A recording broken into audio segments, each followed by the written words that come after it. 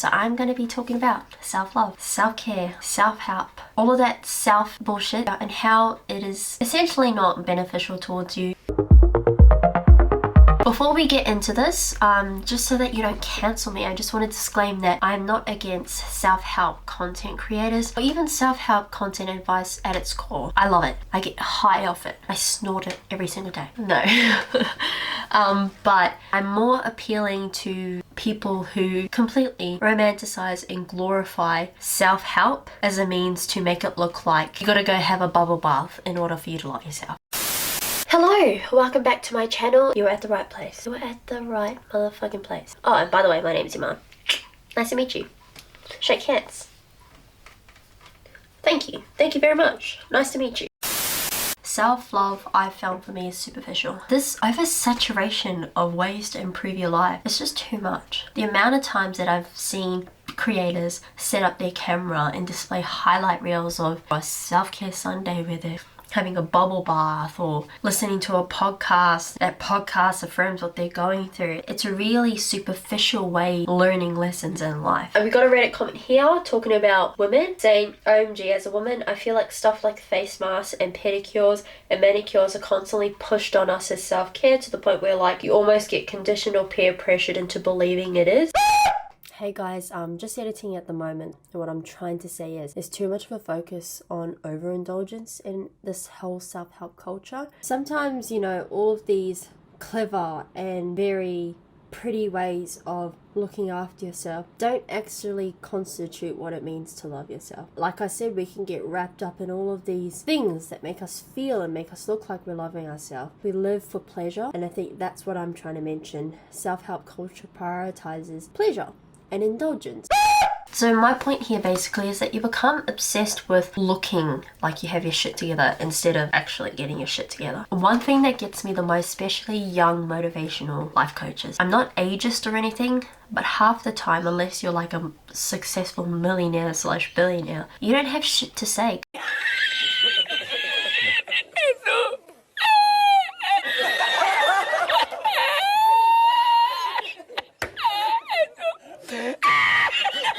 Sometimes people are just talking straight bullshit. But half the time, I think that people are so obsessed with talking about advice instead of leading by example. The next point is that self-help is claustrophobic as fuck.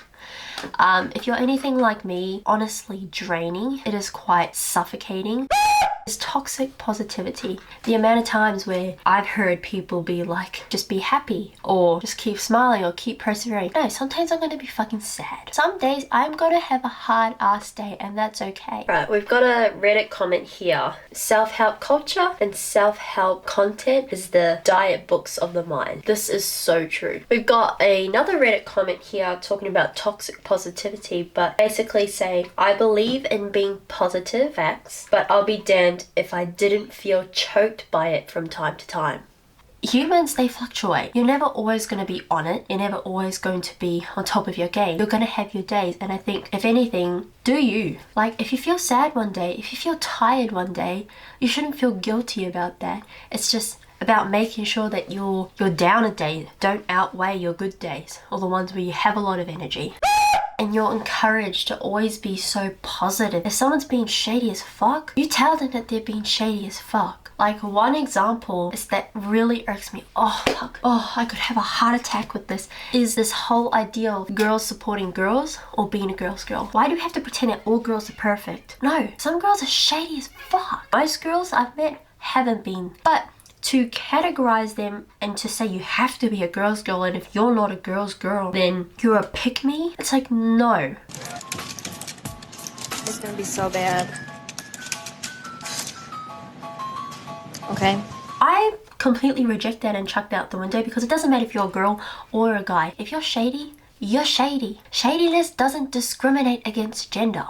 And another one that really scrapes me to the core is this whole idea of setting your boundaries and protecting your boundaries. We sound like 12-year-old kids. That's my opinion! That need to have parameters in order to live a meaningful and safe life. It's really simple. Life doesn't have to be this theatrical.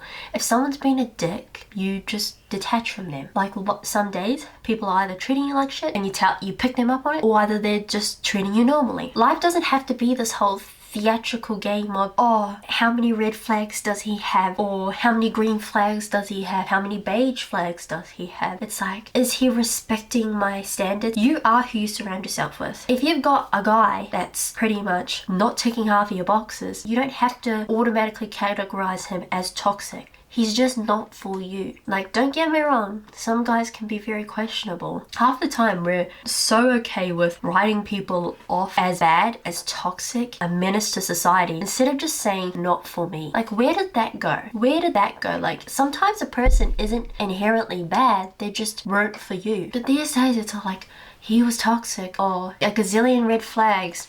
In regards to protecting your boundaries, life doesn't have to be this theatrical. You don't have to be like, is he abiding by my boundaries? Is he overstepping it? It's just like, if he's treating you like shit, deal with it. If he's not respecting you, you pick up on it. If he's not gonna listen, get the fuck out.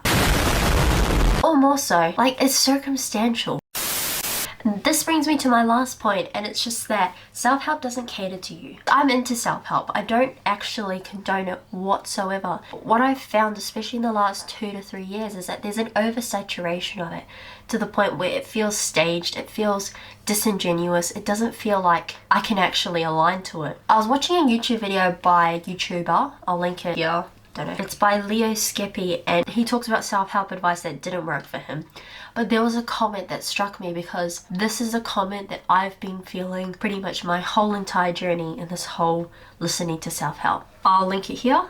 But pretty much, it doesn't actually appeal to you at all. It appeals to this carbon copy, this one-size-fits-all, this perfect way to live, instead of actually trying to help steer you towards finding you and helping you. And I feel like that does more harm than good, because we're all becoming the same type of person instead of becoming who we are, instead of affirming who we are and being true to who we are. It also doesn't offer perspective. When we see all the self-help like content advice, especially the ones where it's just, when we're exposed to all this stuff on social media, all these depictions of better lives, we don't have perspective. We don't end up looking at where we are at, instead where our reality is focused on where other people are at. We never get to ask ourselves, what do we want out of life? What do we want out of a life partner? What type of life do we want? Some people, they don't want to be influencers, and that's okay.